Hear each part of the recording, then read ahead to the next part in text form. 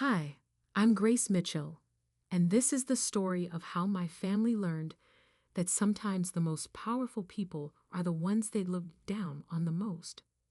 In my family, success was measured in dollars and prestige. My older brother James was the CEO of a growing tech company. My younger sister Sophia ran a chain of luxury boutiques, and both were considered the stars of our family. Meanwhile, I was just a high school teacher, or as my family called it, settling for less. The irony? While they flaunted their wealth, I was quietly building an educational empire that would eventually bring them to their knees. It started 10 years ago when I graduated with my teaching degree. While my siblings pursued high-powered corporate careers, I followed my passion for education. But I saw something they didn't: the broken system that left many students behind and the opportunity that created. Teaching? Really, Grace? Dad had scoffed at my career choice. With your grades, you could have been something important. Mom was gentler, but no less dismissive. Honey, teachers barely make enough to live on. How will you maintain our family standard? What they didn't know was that I was already thinking bigger. While teaching during the day, I spent my nights developing an innovative educational technology platform. I saw how traditional schools struggled with remote learning during the pandemic, how private schools charged exorbitant fees for outdated methods, and how many students needed something different. My platform started small, just a few online courses for struggling students. But it grew, powered by innovative AI-driven personalized learning and real-time adaptation to student needs. While my family mocked my little teaching job, I was revolutionizing education. I lived modestly despite my growing success, staying in my small apartment and driving my old car. Why? Because I learned early that true power doesn't need to show off. My family assumed I was struggling on a teacher's salary, never bothering to ask about the educational technology company I'd built. The turning point came at our annual Thanksgiving family dinner. James had just closed a major deal, and Sophia had opened her 10th boutique. The Mitchell family was gathering to celebrate their success, and, as usual, to remind me of my failures. I arrived early to help Mom with dinner, wearing simple slacks and a sweater. Sophia immediately noticed. "Oh, Grace," she sighed, adjusting her designer dress. "Couldn't you have dressed more successfully?" James arrived next, striding in with his usual arrogance.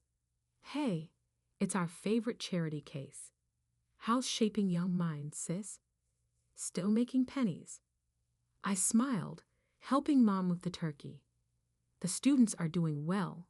Thanks for asking."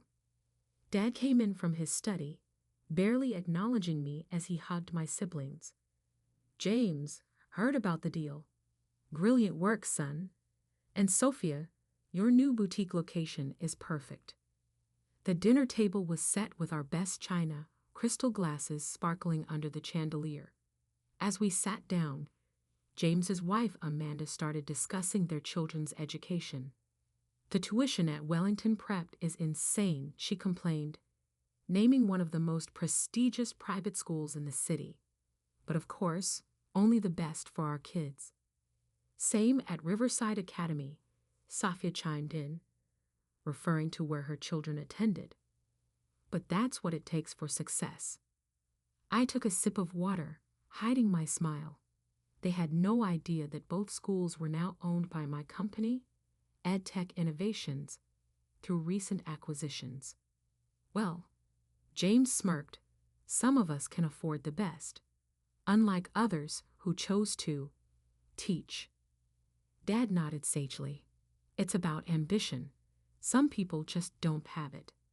"Speaking of success," James continued, straightening his tie, "I have an announcement. My company just leased the entire Morrison building downtown. Prime real estate, top dollar. He looked at me pointedly. Something a teacher's salary could never touch. Little did he know that my company owned that building too, through a subsidiary focused on educational real estate investments. The lease his company signed was actually with one of my corporations. That's wonderful, dear. Mom beamed. Grace, maybe James could help you find a better career. Something more worthwhile. I opened my mouth to respond, but James cut me off. Let's be honest here. Teaching is for failures. People who couldn't make it in the real world. I mean, look at Grace. Living in that tiny apartment, driving that old car.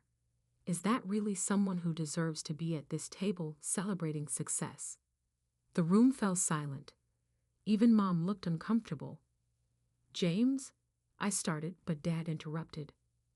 No, he's right, Dad said firmly. This dinner is to celebrate achievement.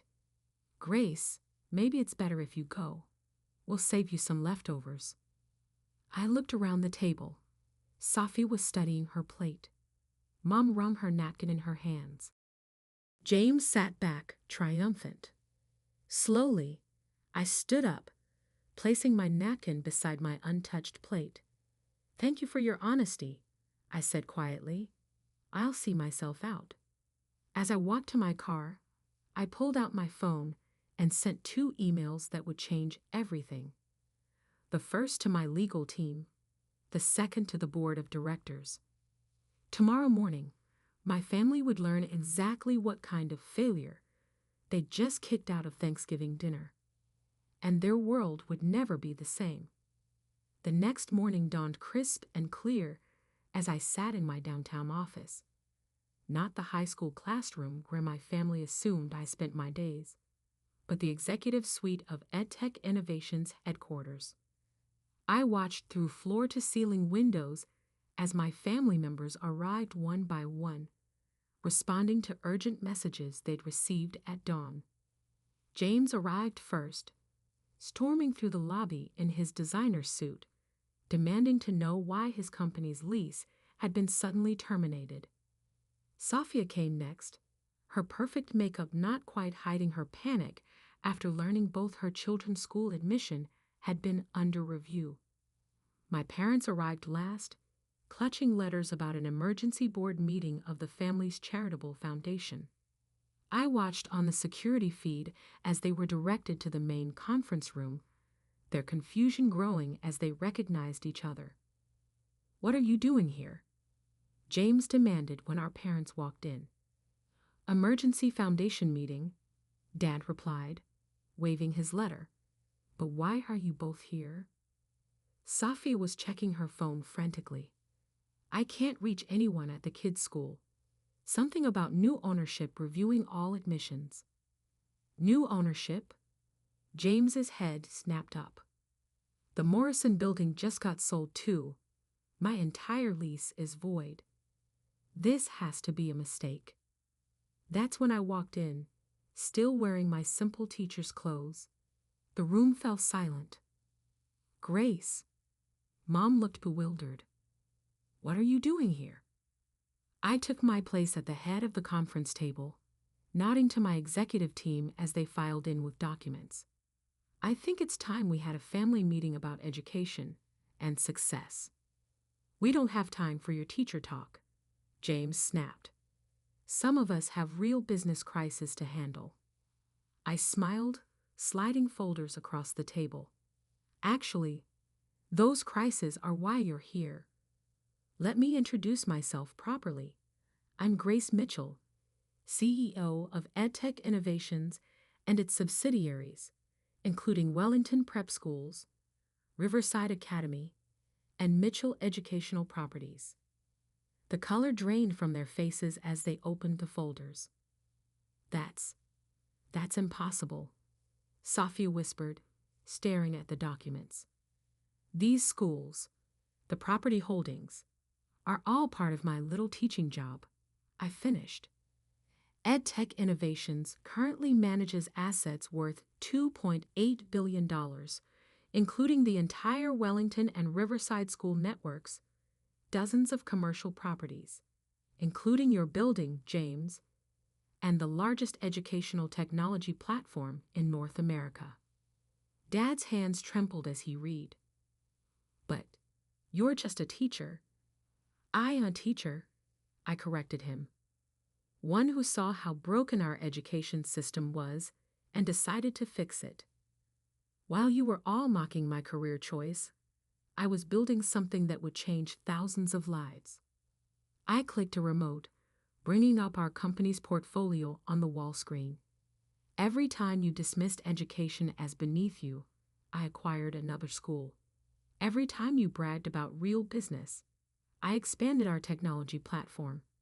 And every time you called me a failure, I remembered why I started this, because success isn't just about money, it's about impact.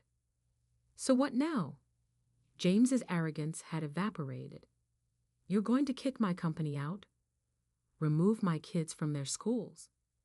That depends, I replied calmly, on whether you've learned anything from this moment. I stood up, walking to the window. Education isn't just about teaching facts, it's about teaching values, something our family seems to have forgotten. Turning back to face them, I continued. Your lease isn't terminated, James, but the terms have changed. 20% of your office space will now host a free coding academy for underprivileged students. Your children can stay in their schools, Sophia, but you'll be joining the parent committee for our scholarship program. And us? Mom asked quietly. The family foundation will be restructured. Instead of funding galas and country club memberships, it will provide educational opportunities for students who remind me of the person I used to be. Someone with potential that others failed to see. The silence in the room was deafening. Finally, Dad spoke, his voice rough with emotion.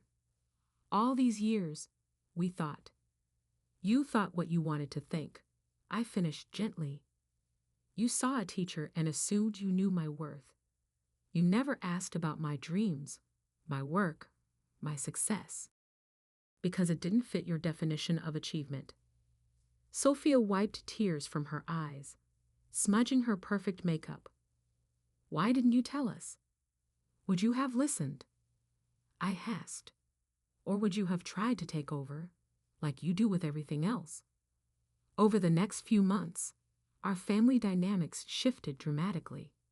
James's Coding Academy produced its first class of graduates, many of whom he ended up hiring. Sophia discovered a passion for mentoring scholarship students. And my parents. They finally came to one of my classes, not at Wellington Prep or Riverside Academy, but at the public high school where I still taught 3 days a week. Now I understand, Dad said afterward, watching as students crowded around my desk with questions. This isn't settling for less. This is choosing what matters. 1 year later, we had another Thanksgiving dinner. This time, when James talked about success, he spoke about his Coding Academy students. When Sophia discussed her boutiques, she mentioned the internship program for scholarship recipients. And when Dad raised his glass for a toast, he said something I never expected to hear. To Grace, who taught us that the greatest success isn't in what you earn, but in what you give back. To the daughter we underestimated, who became the teacher we all needed. I still live in my modest apartment, still drive my sensible car, still teach at the same public school. But now, when my family gets together, no one asks when I'll get a real job. Instead, they ask how they can help make education better for the next generation. Because sometimes the quiet ones, the ones dismissed as failures, are the ones changing the world, while others are too busy judging what they don't understand.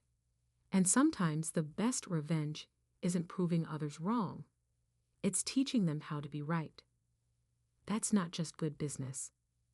That's good education. And in the end, that's a lesson worth more than all the money in the world.